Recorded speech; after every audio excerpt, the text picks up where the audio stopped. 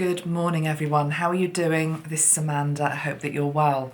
So today is the 7th of March 2022 as I record this video, and I am going to be doing a Heart Squad special, a channeling with Princess Diana.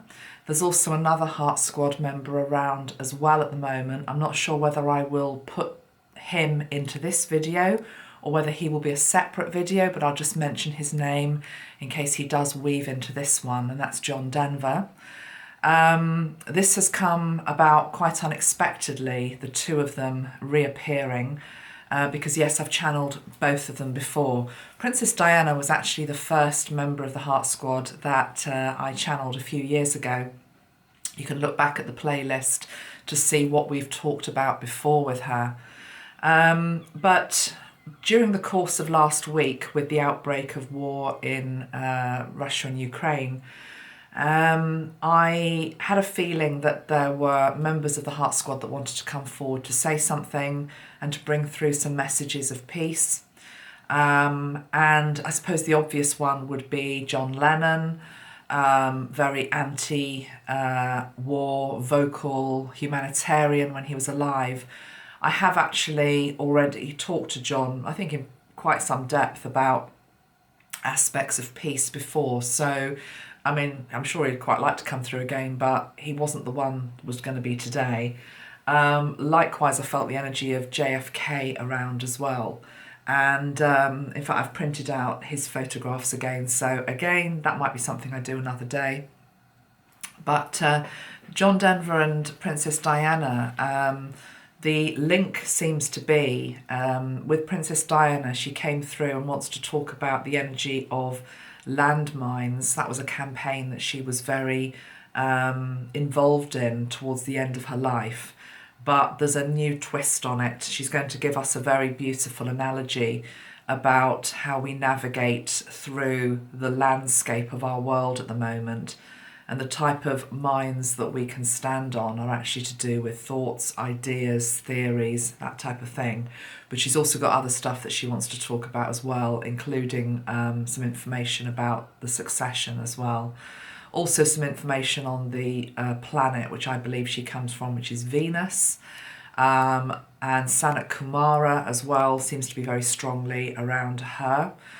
And then if we get on to John in this video, again, he was very vocal as an anti-war spokesman. Two of his songs that I actually highlighted in the last video that I did with him are even more appropriate now than when he wrote them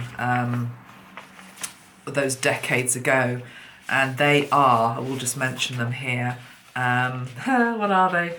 The Peace Song and the Peace Song in particular. I can't remember what the other one was now off the top of my head. Healing Time for Earth was the other one. Let's start with Princess Diana though. Have to say as well that whenever I sit down to do some channeling, it's as though they all want to come through. The other thing that's happened this morning is the electrics are just going bonkers in this house. Toasters just, firing off, and the lights are fusing. And that's definitely a nod to Tesla, who again I've said I'm going to channel. There's just not enough hours in the day, guys. But anyway, and also there's something that is, there's another person who I believe Princess Diana wants to bring through, which is Louise Hay. And there's something that, there's a message I need to deliver with regard to the aging process. And that follows on from Shane Warne's death over a couple of days ago. I put a piece of writing that came through to me last night on Sunday with regard to aging linked to him. So we'll get to all of this stuff, but let's just try to introduce Diana properly, and then we'll see how she wants to do this. So I'm going to use, as I always do, my Rainbow Bridge spray, which just helps to connect with those the other side of the veil. And she's already here, but I'm going to tell you how she came, but equally she's probably going to appear in a way for you as well. She says tell them firstly how she came to this morning. Okay, so I've sat down today And as you can probably tell, there's just a lot of energy and there's so many spirits that want to come and talk. And I have literally been changing outfit after outfit. Nothing was working. I wasn't feeling good in any of them. And I actually got to the point where I thought, I don't know whether I can do this channeling today. Maybe I'll just go off and, I don't know, do some shopping, anything, just other than do this channeling. And I sat down and I got my pendulum out and I sort of said to Diana, okay, well, look, shall we do this or shan't we? Are you here? And the pendulum very clearly said no.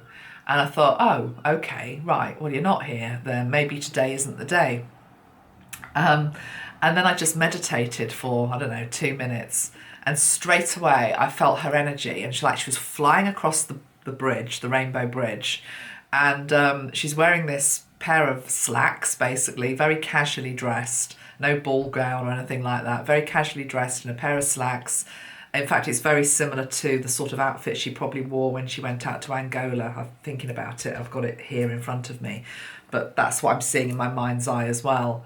And the funny thing was she hadn't got her shoes on. So she got one shoe on and one shoe off in her other hand.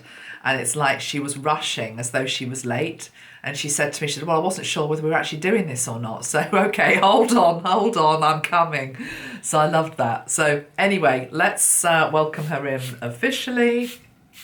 Princess Diana, 7th of March, 2022. Just welcoming your energy back to this channel and for you to be able to speak through me with regard to anything that you wish to say. And equally the help that you would like to deliver for people that are watching this channel today. Asking my guides to also be here, welcoming in the energy of Archangel Metatron and Sanat Kumara, who wants to be here today. And are you ready to go, Diana? Yes. Okay. Right, she's actually sitting down now, and I'm seeing her smoothing out her trousers. It's literally like she's been in a rush to get here, and she's now just composing herself. So she says, can we all just compose ourselves for a moment? And she's actually saying that humanity needs to compose itself. But it starts with us. The word composure and what composure looks like and what composure feels like is something that she's drawing our attention to right now. And she's saying when you are in a composed state, your mind is at ease, your body is settled and grounded, and it's the opposite energy of all of that franticness that I was describing earlier. And it's the energy that I've been in, it's the energy that many of you have been in, it's the energy that the world is in, which is scattered, fragmented, not knowing whether we're coming or going. And she's just saying, compose.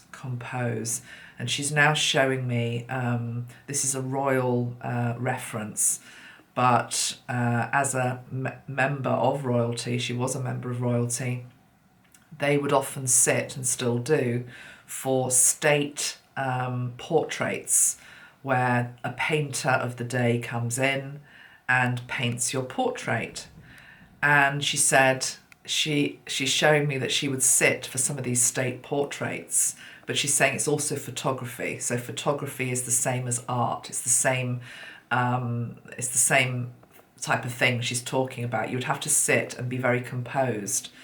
And she's telling me, or reminding me, because I do know this, that there's a new unseen photograph of her about to be released this week, I believe. And she's just showing me the sitting process, and how she's saying how some photographers would be great fun to work with, and she could kick off her heels. This thing about kicking off your heels and be yourself. And others, it was very formal. So anyway, it's about composure. So we have to be composed. So right now she's telling me and you to put your hands palm down onto your legs. So I've got mine sort of the middle of my leg, just palms, hand down. And it's almost as though she says a lot of people right now are not very grounded and are not very rooted. And she says it's understandable because Mother Earth is in such a state, or the way that humanity is behaving on it is in chaos. And it's as though, particularly if you're sensitive, there is this thing about wanting to be on tippy toes and not really be standing properly on the earth. She says, but the earth needs you to stand proudly upon her and to plant your presence, and for it to be a composed presence. So she's showing me a ballet move, for want of a better word, that's not the right word, but a ballet posture. She's showing me, and she was into ballet, wasn't she? She's showing me the power of a ballet dancer when they are on the tip of their toes, standing up, and the power of that movement and the strength and the weight that goes down into Gaia when, for example, a ballet dancer does that. I guess it's the law of gravity, isn't it? If you've got a smaller point, then there's more concentration of power and purpose. So there's two things here. She's shown me the energy of ballet and the need to, she's talking about refinement and culture and beauty as a way to feed our soul via these very difficult days in our world. Now, obviously, if you're in the middle of a war zone, you can't be going to an art gallery and looking at, beautiful sculptures and works of art. But she's saying for those of us that are safe at the moment, it's actually, we need to feed the collective soul. And the collective soul is being shown images of horror and brutality. And she says people are, and humanity is so weighed down by this, and that their hearts are very heavy. And to lift our hearts, we need to be surrounding ourselves with culture, artwork, beauty, gardens. She's showing me gardens, landscapes, architecture, music, a sunset, anything that lifts your spirits. It's very, very important right now. But equally, this thing about composure. So she's saying it would be helpful if through the day you had 3 moments where you actually just checked in on yourself and linked into your inner state and the external manifestation of it. And she says what you will discover is that you're going to be a bit like the swan who's paddling madly underneath the surface, looking as though you're composed, but really you're not. And actually the trick is to be still as above and so below, because then that's going to reflect out into the world. And she's laughing now and saying she's talking about her own state in terms of the arrival here, because she says I wasn't very composed when I was running across that bridge. And I wish I could show it to you, what I can see in my mind's eye, because it's such a clear image of her running across this bridge to greet us with like a childlike sense of wonder and excitement and interest in us as an audience, and wanting to help, really wanting to help. But it's literally like, and it's not my fault, but it's just an observation, because I wasn't sure if I was doing this today or not. She wasn't sure whether she was due. And so it was like, oh, right, we're on. It's almost like cameras, action, come on. So she's racing across this bridge, and she's just, as I say, she's got the shoes, and they're flat-soled shoes. There's something about wearing, she was a tall lady like me, so us tall girls, we tend to wear flats a lot of the time, particularly if we've got husbands of a certain height. And she's talking about Charles here. She's saying Charles didn't like her to be too tall. But she says actually there's something about grounding and having your feet on the earth at this time. It's to do with composure. So if you're tottering around on, high heels, even though they might look lovely, your equilibrium and your centre of gravity is not going to be as steady as it would in a pair of boots or something. She's saying this is a time to be practical not not quite sure what the other word would be to counter that, because I just get this sort of informal elegance with her today, but practicality very needed as well at this time. And I'm now just looking down at this image that I've got in front of me, and I'm sort of laughing because she's saying, it didn't look very glamorous here, but there was a practical purpose as to why I was wearing this. Okay, now this is the reason this was the first reason that she came to want to speak through me today for us, was this is what she showed me. She reminded me of this campaign that she did towards the end of her life in Angola. And it was a couple of decades ago now, but she went out to Angola to highlight the terrible incidents of people that were maimed, physically maimed daily, via their legs getting blown off, or losing limbs because they would walk through an area that used to be a battlefield, even though times were maybe calmer and peace had been restored, but that the mines still were within the ground.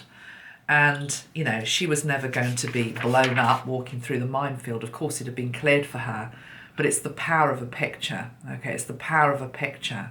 And this was very much Diana's energy. She understood the power of a picture. So the energy of the picture, and I've talked about this before with her, about shaking hands with the AIDS patient at the time when it was completely taboo and people were scared to touch people with AIDS. She understood the power of a photograph of a moment. And this was one, it was very iconic. And I don't know, those of you that were alive during the time, you might remember that she actually got quite heavily criticised for the campaign by some fuddy-duddy male MPs in Parliament in the UK, who said she was meddling in things that she didn't understand and she should stay out of it. It was too political. And she actually replied and said to their criticism, and said that she was not going to be swayed by what she called an unnecessary distraction, i.e. them criticising her. Of course, years later, her son Harry, he's picked up this campaign with regard to the mines, but that's the reference point. But now I want to say to you what it was that she wants to say with regards to this. So let me just go back into her energy.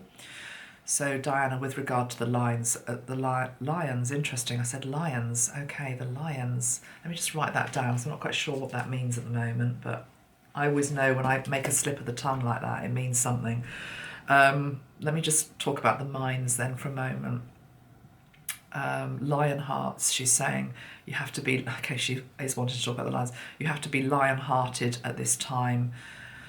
She's showing me the energy of a lion, but she's showing me the huge heart of the lion.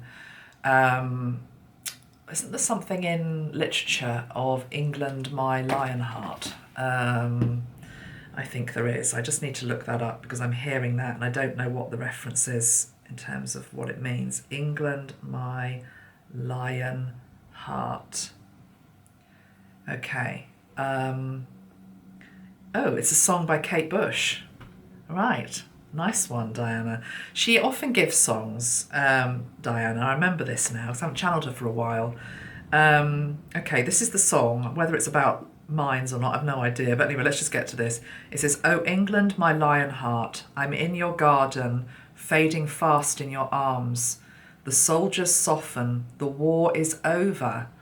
The air raid shelters a blooming clover.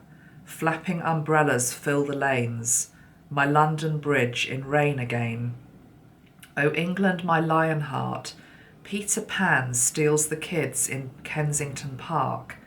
You read me Shakespeare on the rolling Thames, that old river poet that never, never ends. Our thumping hearts hold the ravens in, keep the tower from tumbling. Oh England, my lionheart, I don't want to go."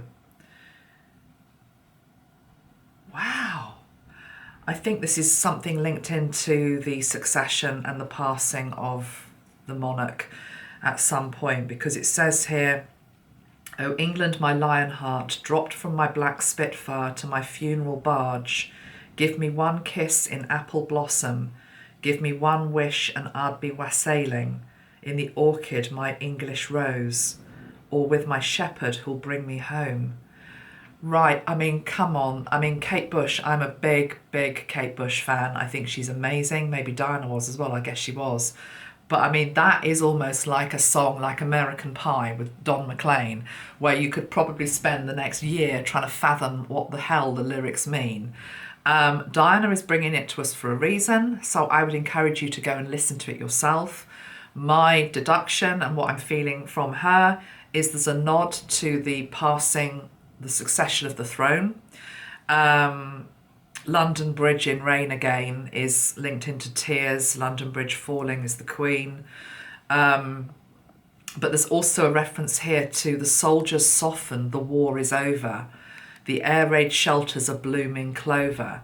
There's this thing about, she's showing us a vision via this song of the time after this war.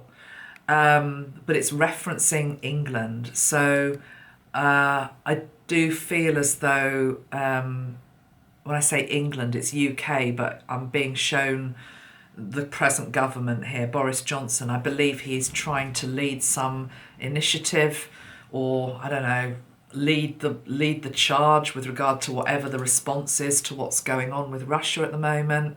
I have heard other psychics, can't remember who they were now, saying that they believe that the UK might suffer to a degree as a result of standing up to Putin. So there could be a nod to that as well. But I feel as though Diana is saying, oh, England, my Lionheart, it's like my heart is with you. It's like there's this longing for, she was the English rose, wanting to be back in the garden. There's this thing as well about Kensington Park. Peter Pan steals the kids in Kensington Park. You know, I've done work with Michael Jackson and Princess Diana before. You're going to have to look back at my playlist. And I can't remember off the top of my head, but I know that they talked about, they were referencing child trafficking, basically, and the need for us to look after our children, the world's children. And there's probably something coming through here linked into war being a corridor, an opportunity for the darkest hearts to take children, basically. Children are vulnerable at this time. So let me just go back into her energy here, because I wasn't expecting that to come through. What can you tell me here, please? Right, I'm getting this really, it's almost like you know when you get like a lump in your throat, it's almost like I feel like a lump in my heart. That's what it feels like. It's like there's a heaviness here. It's in the left chamber of the heart. This is collective, it's not my heart. Although, is it actually? No, I'm feeling it's her heart. This is linked into her energy when she was alive. Her pain, her suffering at the suffering of the children. I believe that she was on to some of the networks.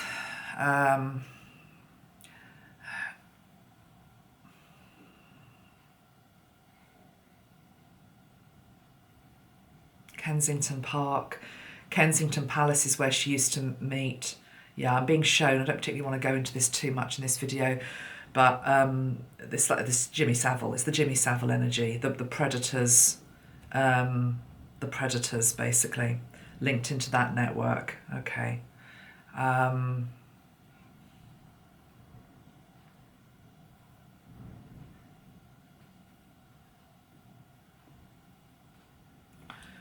going to pull a card. Where do we go with this, Diana, please?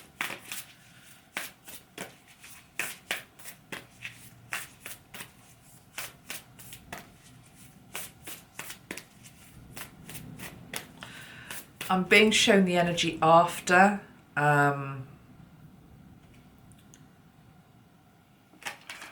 like this big cleansing. There's this big cleansing going to come out, or going to arrive in our world, linked into the children and the children's voice finally being heard.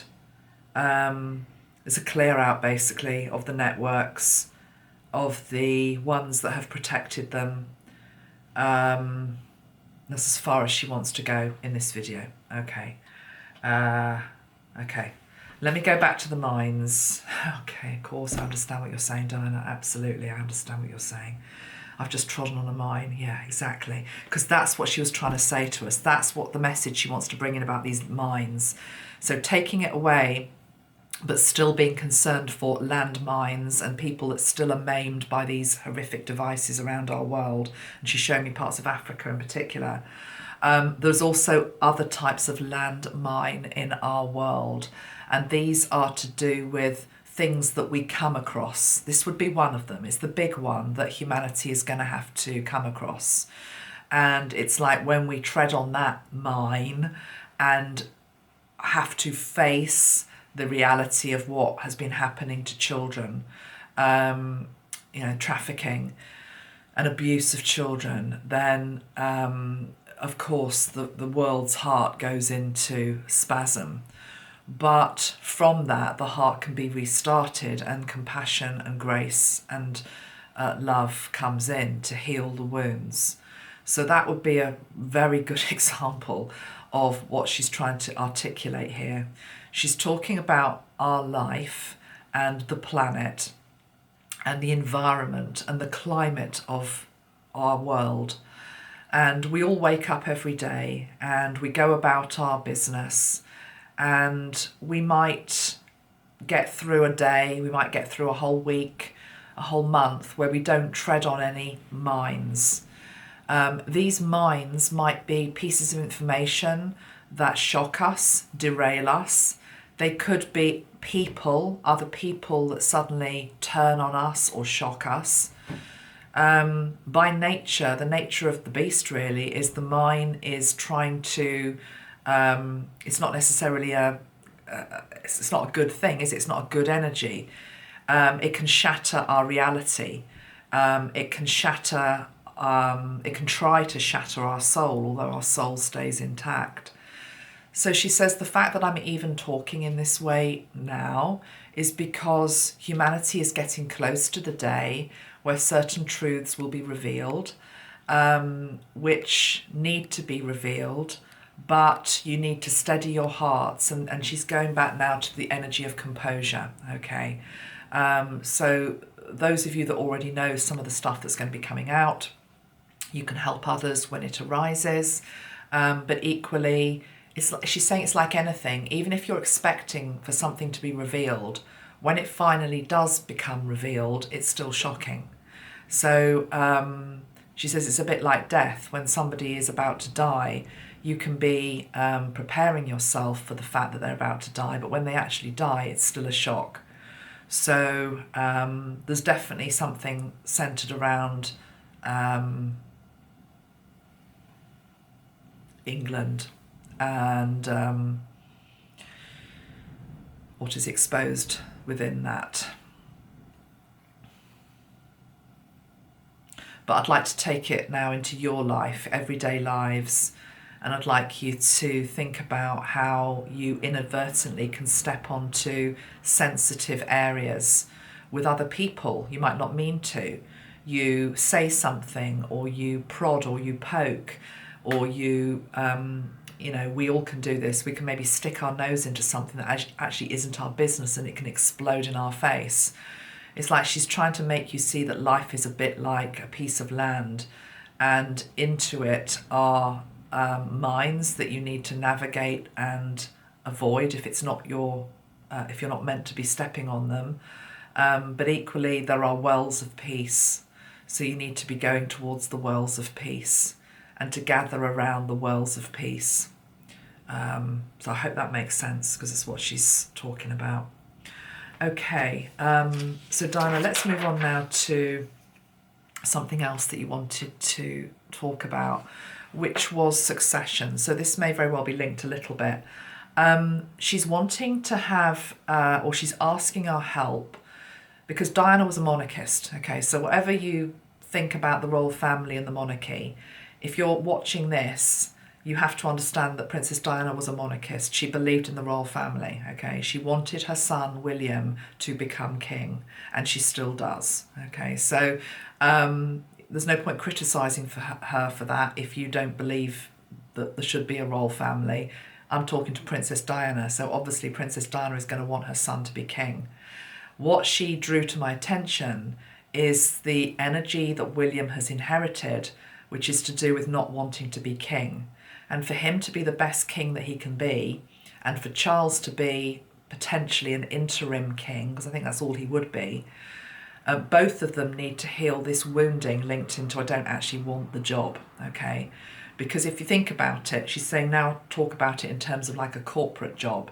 If somebody takes a job, but their heart's not really in it, they're not going to do the job to the best of their ability. So from Diana's perspective, the king can be a force for good in this world. But to be that the best potential force of good in the world, then they need to clear out this energy of I don't really want the job. Now, this is probably the most random way a message has come to me ever, but I'm just going to show you and tell you because it helps you understand how spirit speaks as well. After I felt Diana's presence last week wanting to talk about landmines, I then remembered that in the last video I did with her, I was channeling that I felt that she was very linked to the planet Venus. Venus is the planet of love. It's the energy of the pink ray. It's all about the heart. And I also had a very strong pull to Sanat Kumara's energy. Now, Sanat Kumara is an ascended master energy. There's information about who he is, and he's revered across many different religions as well. In Buddhism, in Christianity, in Hinduism, he was revered in ancient Lemuria, in newer consciousness circles, he's revered. He's supposed to have a link or be the twin flame of Lady Venus, so there's that nod to Diana. And I started to think, is Diana actually Lady Venus? Is there something going on there? I might ask her that in a moment. But the point was that one of you had sent me a book about a month previously. Now, I cannot give you an update on what this... I haven't read it yet, basically. It's been sitting beside my bed. Thank you to the lady that sent it to me. And I'll just say your first name. Marianne sent me this. Thank you, Marianne. And it's just a book to help me understand Sanat Kumara's energy a bit more. Apparently it's quite a hard book to get hold of. It's called The Story of Sanat Kumara, Training a Planetary Logos by Janet McClure. Okay, that's what it looks like. Anyway, as I was feeling Diana and this Sanat Kumara energy and the Venus energy, I felt pulled to pick up this book. And I opened it at this particular page, and I just want to read you 2 paragraphs. And I realised what Diana was trying to say, and she was telling me that this is about Charles and William. So the passage says, and this book obviously isn't about Charles and William, but just hear me out. This is the passage. It says, "He said, 'I don't want to be king,' and he cried again. As the spasms of pain moved through him, I held him until he became calm. He said, 'My father was the king before me, and thus from the time that I was born, my destiny was to be the king. I didn't want it. I hated it.' I said to him, 'Why not be king?' He replied, 'It's not the type of life I would have chosen. I didn't want it.' I said to him gently, 'Perhaps you are learning that there is something greater than ourselves, which helps choose our roles.' He looked puzzled and said, 'I don't understand. That's just rubbish. I don't agree with that. I have the choice. I wish to make another choice. I don't want to be king.' I said to him, 'Do you have a son?' And he said, 'Yes, he has just been born.' I asked, 'Will he be king after you?' And he said, 'Of course, that is his destiny.' Then I said, "How do you feel about your son being king?" He replied, "It is right, and it is good for him. It is his destiny." And I said to him, "Do you think your father felt that way about you?" He stopped and thought, and he began to cry. But this time the crying was a release. He wept and wept in my arms, and I let him cry, knowing it was cleansing away the feelings of frustration and loss that he had within himself. Finally, he said, "Perhaps I felt I could not be a good king." And I said to him, "Why not?" "I don't know," he replied. "I don't think I feel good about myself." I said, "Perhaps not, but who are you?" He said, "I am the king." I asked, "Is the king worthy?" And he said, "Yes, of course." So I asked him again, "Who are you?" And he said, "I am the king." Wow, could you feel that as I was reading that? Because I could. Diana's saying we actually helped cleanse this energy from the family line by just reading that and reading this. And I believe this is it's channeled work. Somebody else, Janet McClure, linked into Sanat Kumara. Because what I was also being shown as I was reading that to you was this was Charles' resistance to being king. It was then William's resistance to being king. And then I was seeing George, William's son. And what we can do is we can clear the whole line so that however long Charles is king, if he is king, he's as good a king as he possibly can be. That's what Diana wants. William is the best king that he can be. And George then follows through and is the best king that he can be. I'm just seeing the very strong male line. And it starts with Charles. But it's like a sunflower. It's like there's a seed there, but it grows through the generations to come. And it feels as though it's very much a strong embodiment of the divine masculine at work by the time William gets in there. And Diana's making me laugh because, I don't know, it sounds a bit irreverent, but I think she could be a bit irreverent, even though she really loves, the monarchy and, respects it.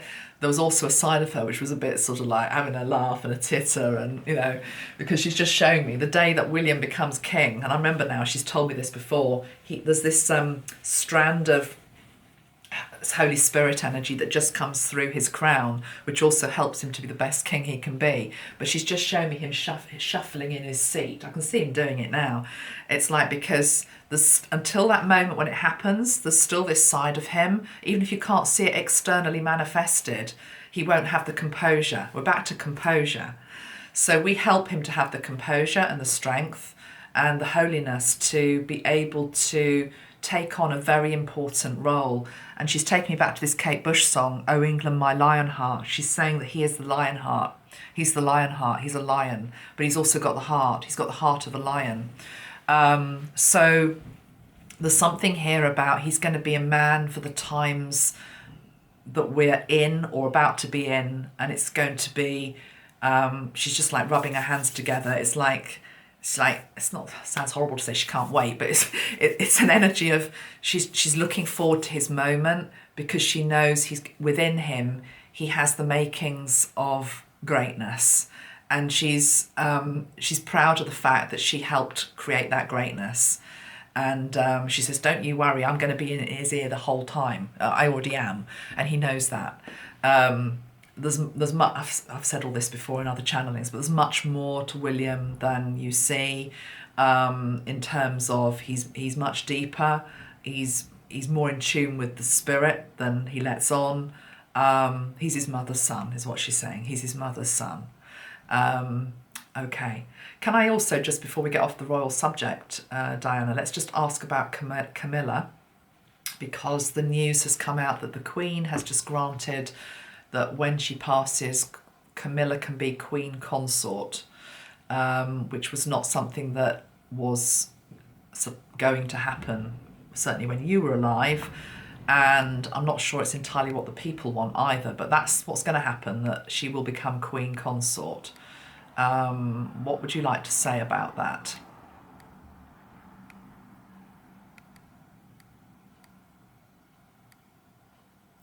I'm just going quiet because I want to get this right, okay? Let me just tune in, please. What do you want to say about Camilla being Queen Consort? It's more an energy that I'm getting rather than words. I'm getting the energy of just let it be. There's an energy of just let it be. It's as though it's because she's so focused on William's reign. I don't feel as though Charles's reign is going to be very long. So it's not that it doesn't matter, because it does, because it plants seeds for the future, and he's going to help reform the royal family.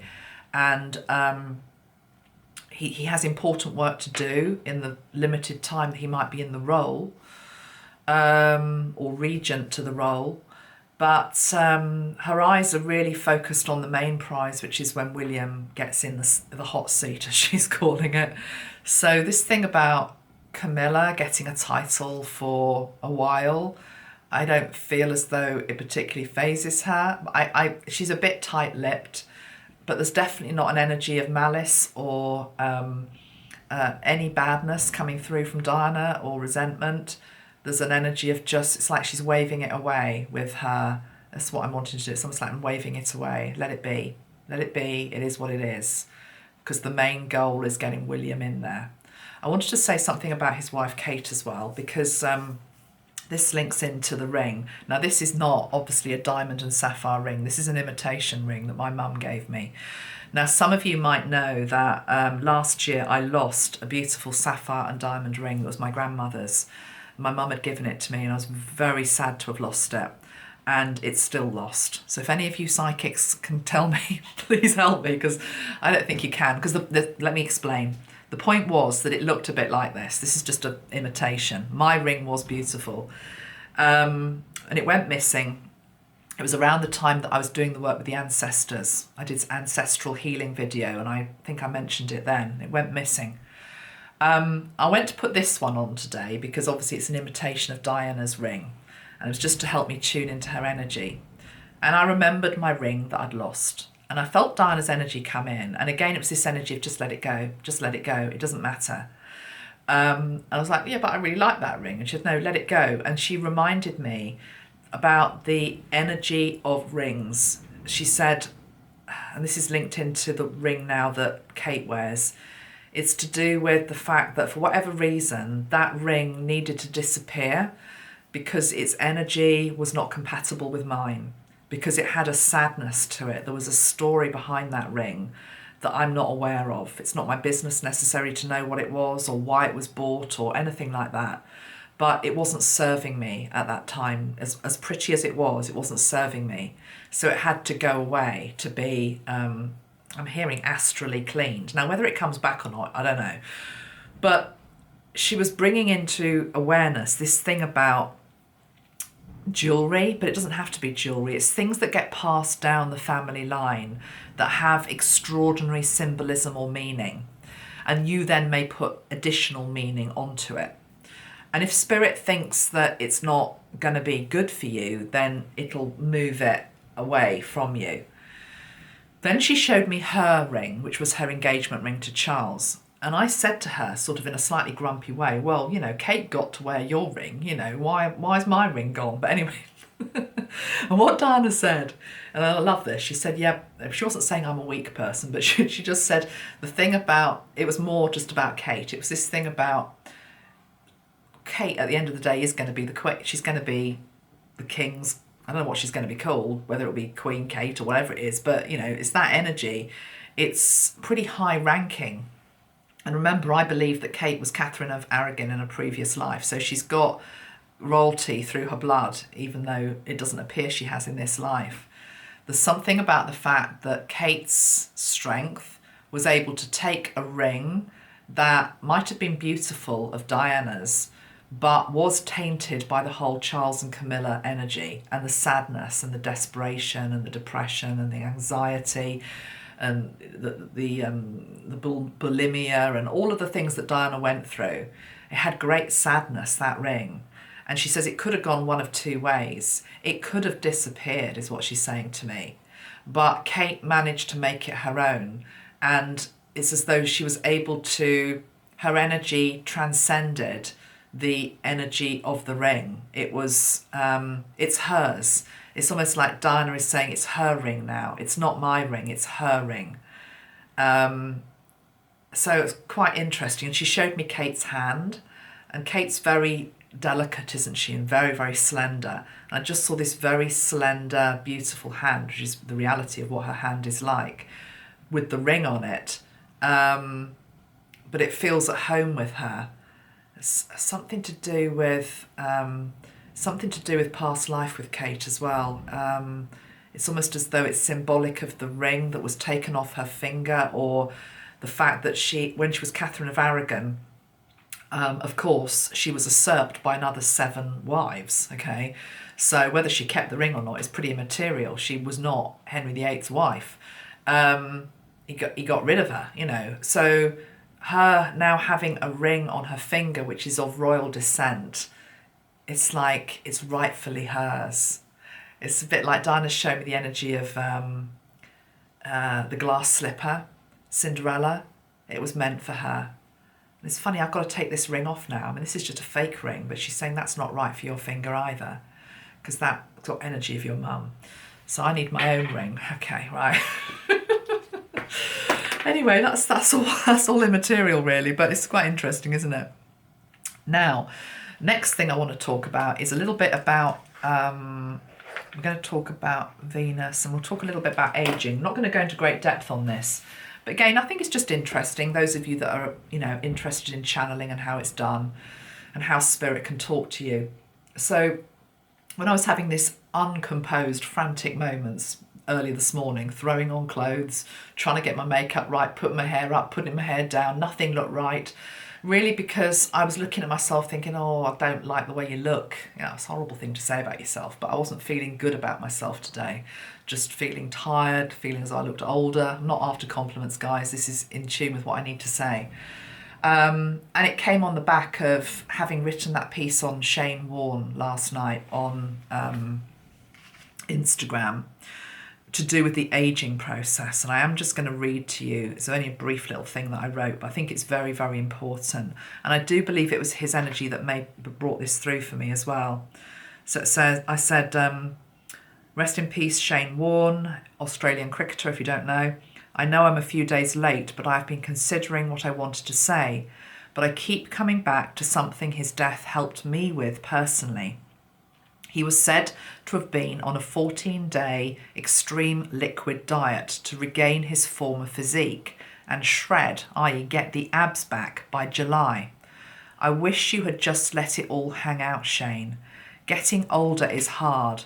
We can put on weight, get the lines and greying hair, but our kids and those who really matter don't give a damn. They just want us here a bit longer. It must be extra hard as an athlete in the public eye. Media can be cruel. But,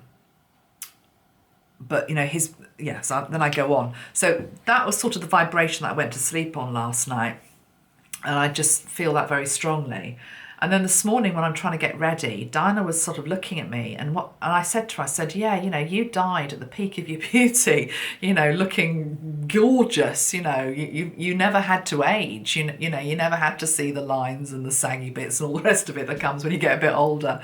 And I said, it's hard, Dan, it's really hard. And she said, yeah, I bet it is. And then there was something linked into the fact that she was talking about the planet Venus, where she used to come from, or one of her main planets that she inhabits.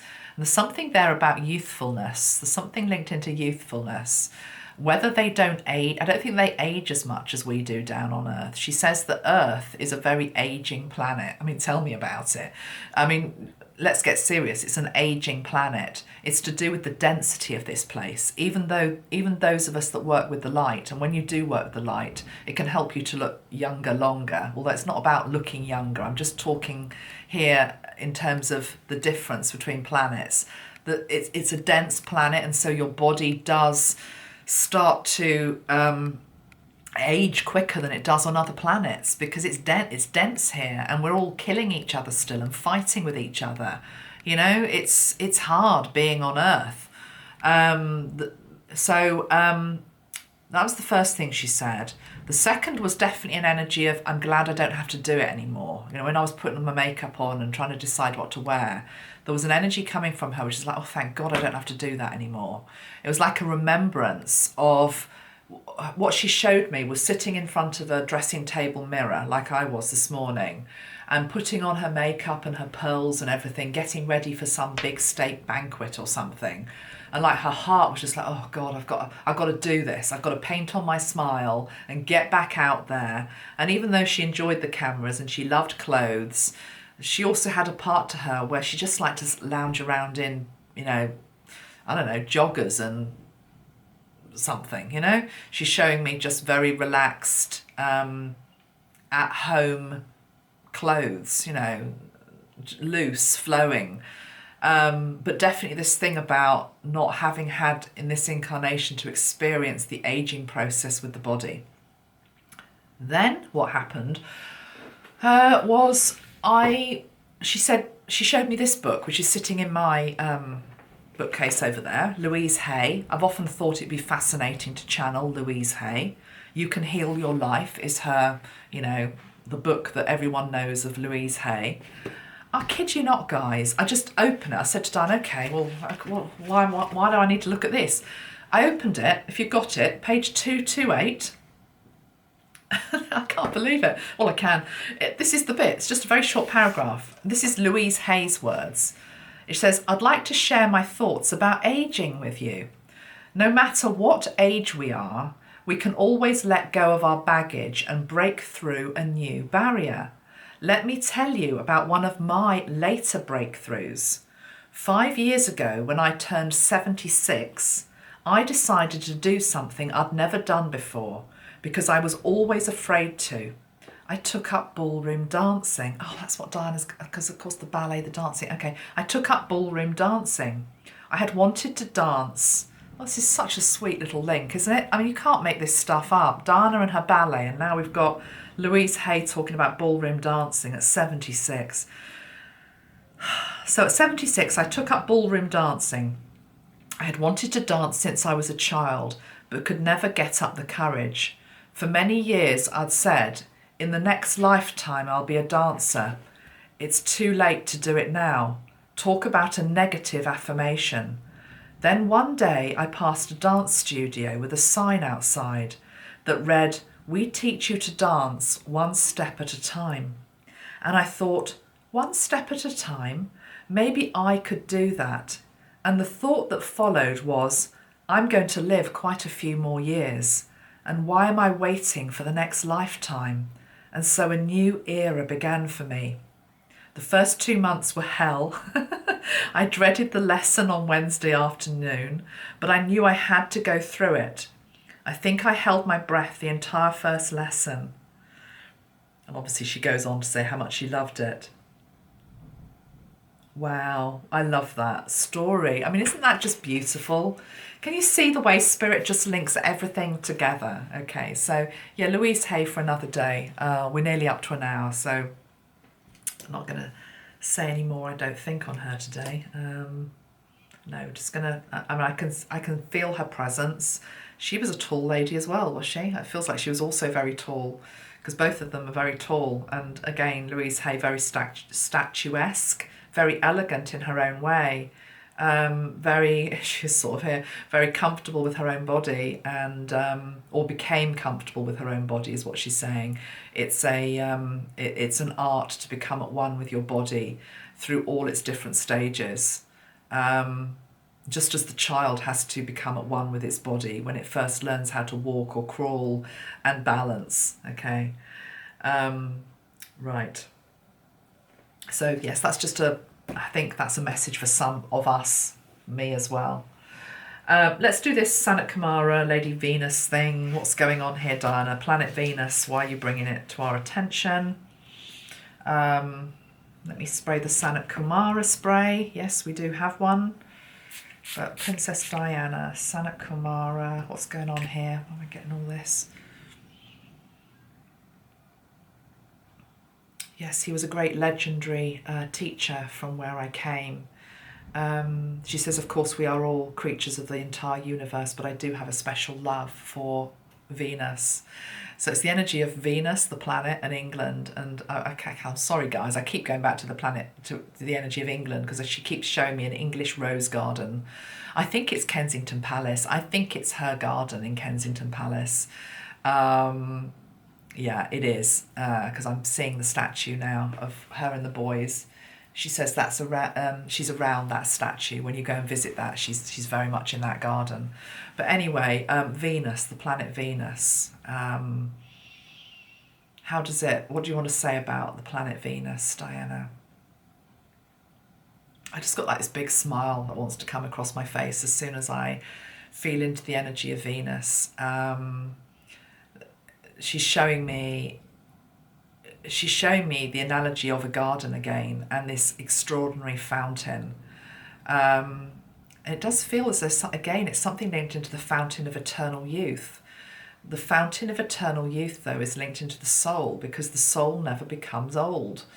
The soul is ever youthful. The soul is ever joyous and exuberant and wanting to explore and wanting to play.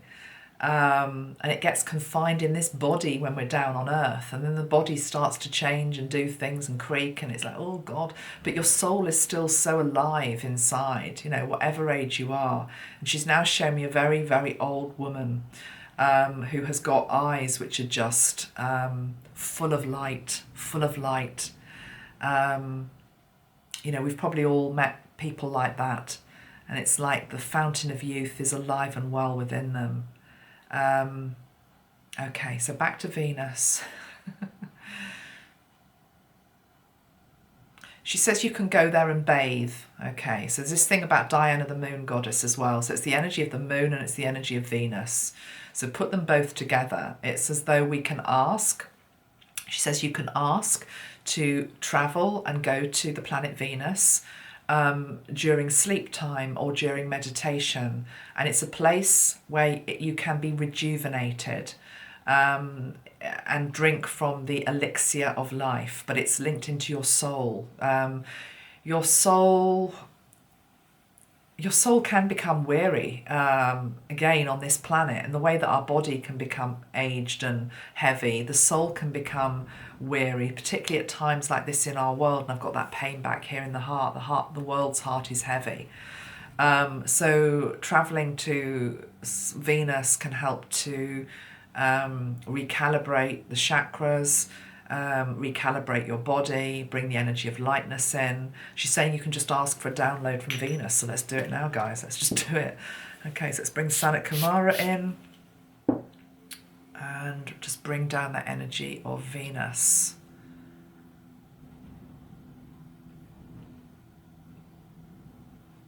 And it's like popcorn and candy and I don't know, pastel pink, and it's beauty and it's pretty and it's light and it's playful, and I'm seeing fairground rides and children, and it's a young, youthful, happy place. And take that energy of the Venus energy into your heart and let it fill your heart with that vibration, and take it down into your feet, she's saying, and let your feet dance. Let your feet dance. Let your fingers, move your hips, move your joints. There's this thing about moving your joints. It's like the whole world is very stiff. She's saying that it's very stiff. Everyone's stiff. And it's like because we're stuck in narratives, we're stuck in theories, it feels like we're stuck here. We're stuck here on this planet, and we're at war again, and we're fighting each other again, and we're killing each other again. It's like, God, when's it going to end? And she's saying, come on, loosen up, flow, allow this energy in that's lighter.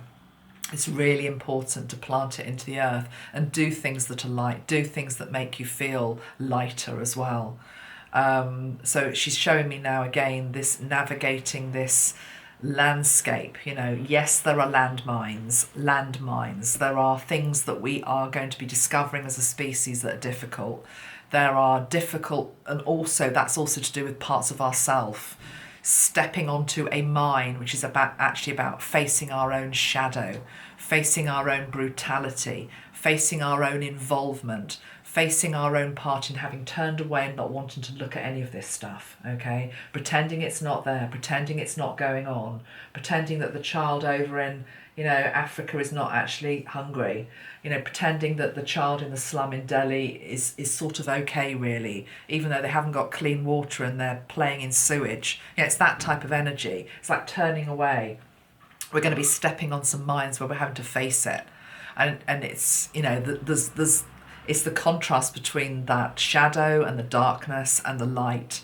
And, you know, please make sure you get enough light, she's saying, and play. So from your perspective, Diana, you know, looking down on us here on Earth, what do you want to say? Do you miss Earth? Do you miss Earth? I miss the people on Earth, she's saying. She's saying, I miss the goodness of much of humanity. She's saying you must never forget that the majority of humanity is good, and the goodness in people's hearts is overwhelming and growing. Never ever lose sight of that, and that it can be the playground, okay, and the beauty of children and the innocence of children.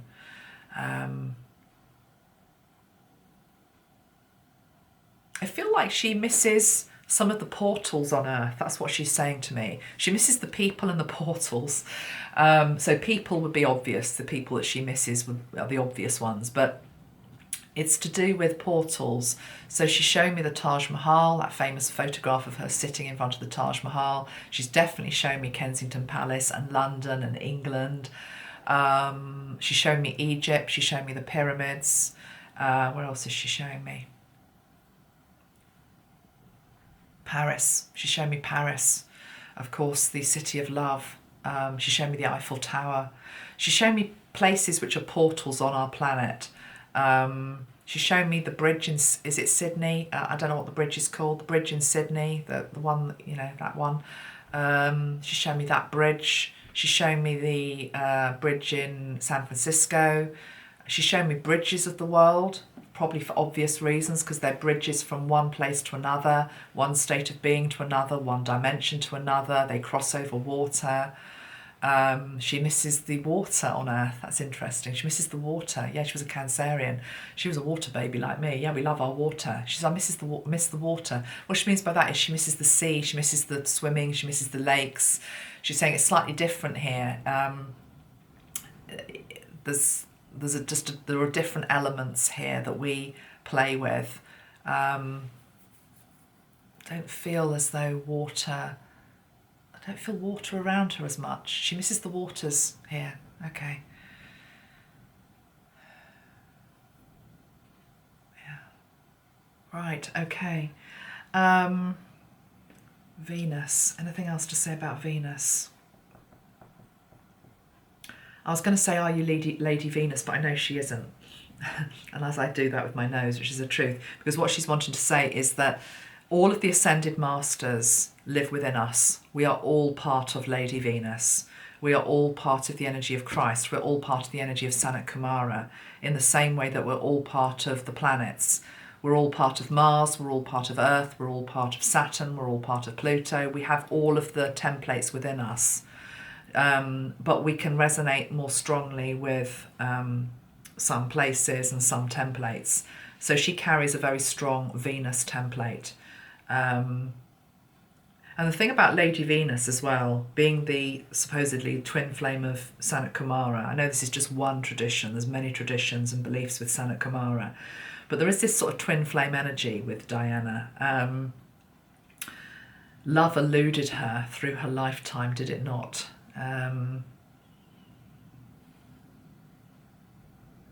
She said, but I learnt a lot. I learnt a lot about the workings of the heart. It's like she doesn't quite want to go there in this session, which is fair enough. We've probably gone over an hour.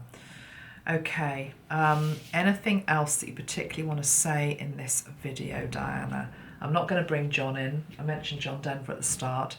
I will just say, because it will probably lead into a video I do with him soon. You see, Diana was called the Queen of Hearts, and John Denver's called the Heart Whisperer. That's what I called him. So there's this thing about trying to help the world with the heaviness in the heart at the moment. So what can you say, Diana, about the energy of war at the moment on this planet and where we are at?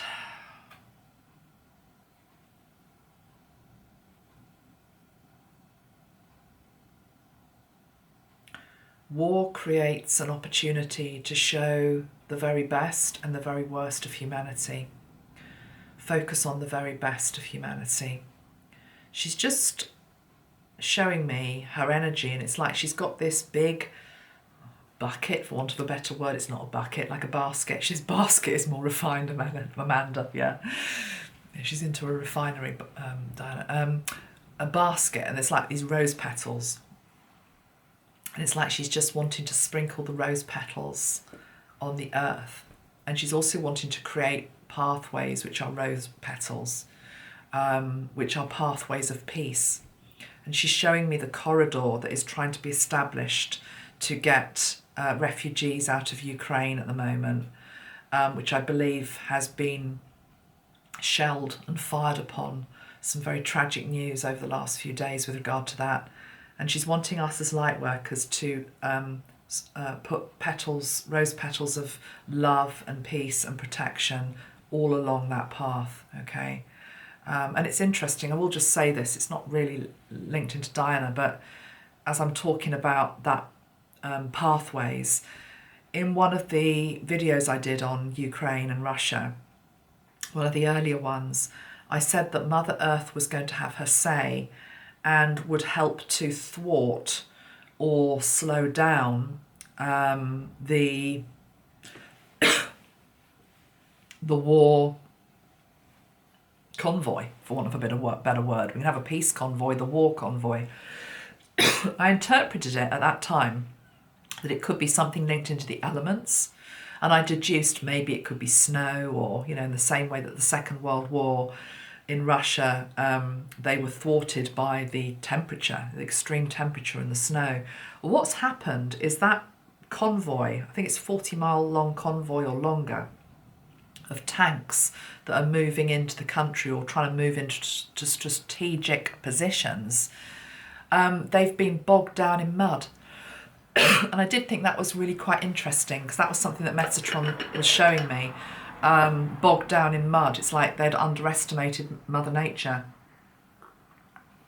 with regard to that. But anyway, I'm definitely being shown those corridors, humanitarian corridors, being scattered with rose petals. And she's just asking us to be there for each other. But she's also saying that she is there for you as well. She's there for you, to help you at this time. She's definitely a guide that you can call on. In terms of matters of the heart, humanitarian energy, if you're trying to, I don't know, do charitable work or help your fellow brothers and sisters, calling on Diana can help you. She has she's still watching over my country here in the UK. She's saying I have a vested interest because it's where her son is. And I'm saying her son, she's obviously got two sons, but it's just that William's the one that will be king. So she obviously loves them both the same, but, you know, it's all eyes are on William, because he's the one who's going to have the role that's that will maintain the monarchy. Anything to say on your boys that you would like to share at this point?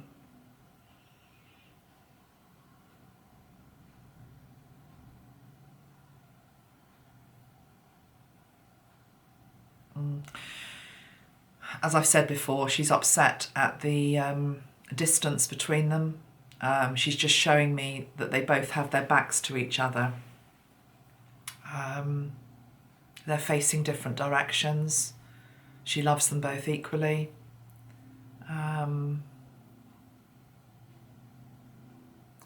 William feels more stoic and stubborn.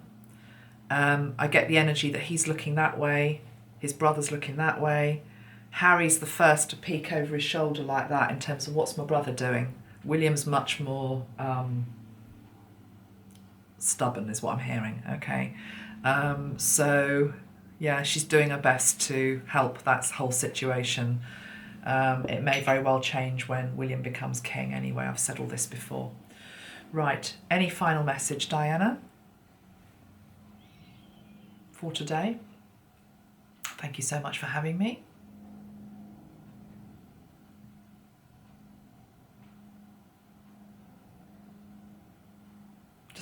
I just want to get an image of her in my head, see where she's going now.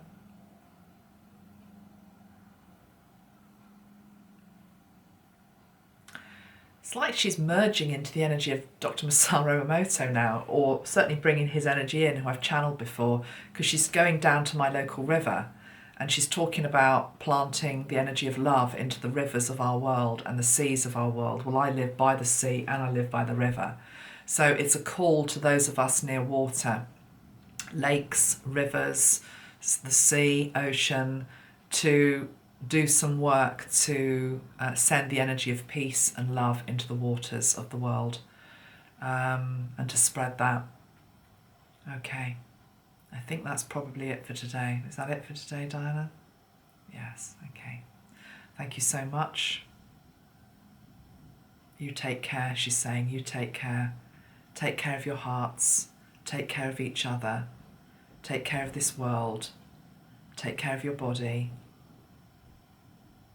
And love one another. Okay. Thank you. Right. So, I'm going to leave it there. I hope that you enjoyed that. I will just show you that card that I've just picked up. How perfect is that? The Seas of Min Taker. Seeing potential, bringing unconsciousness to light. Go down to the waters and sow the love. Okay, guys. Much love. Bye for now. I'll see you all soon. Bye.